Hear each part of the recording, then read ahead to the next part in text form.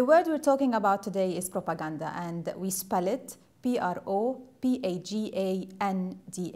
The word propaganda did not exist actually till 1622, and it comes from a papal body which used to be called the Sacra Congregatio Propaganda Fide. And it basically means congregation for propagating the faith. From there, word propaganda started developing, and you can now actually, hear the word propaganda all over the world. I come from Lebanon, and in Arabic we use the same word. We use propaganda, but propaganda has taken different definition through time. So what it meant in 1622, it meant basically enlargement, extension, going beyond. Later on, this word started getting more vicious meanings. Now we use the word propaganda whenever we want to say that someone is lying. It wasn't until 1914 that propaganda started taking its vicious or negative connotation with the First World War, because we had the Nazis' propaganda. Now that was even not as worse as the turnover of the word propaganda that actually happened in the Second World War with Goebbels, Hitler's Minister of Propaganda, and he's known for any propaganda scholar as the mastermind of Hitler's propaganda. Goebbels has identified propaganda as nothing to do with objectivity. For Goebbels, one of his main principles was lie until you believe your lie.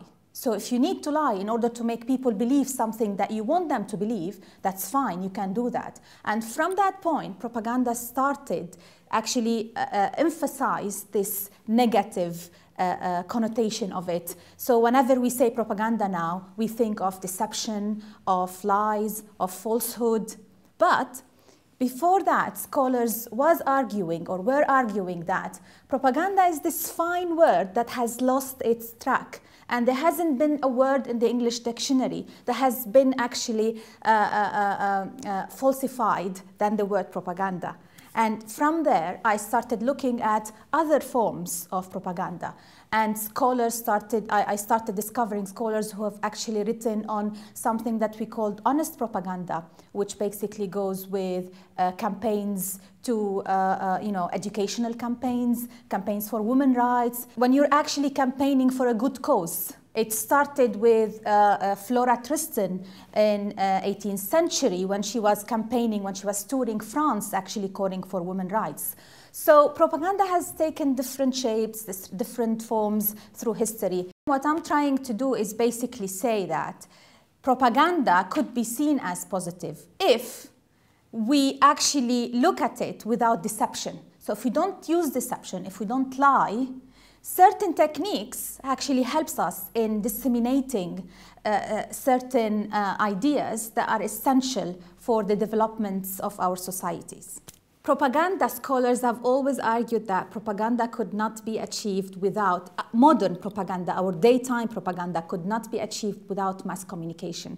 Basically, it could not be achieved without TV, radio, press, and nowadays digital media. The case study I was working at, what I actually now try to propagate is what I call liberation propaganda. It's just try to bring in new understanding for the word propaganda. And I look at this liberation propaganda in specific in the context of the Israeli occupation of South Lebanon and how the Lebanese media dealt, or how the Lebanese media reacted and campaigned against that occupation. So in that context, my definition of propaganda was of a positive aspect. It's when you have national unity, when you have a national united media campaign against a foreign occupation of your land in support of the resistance to that occupation.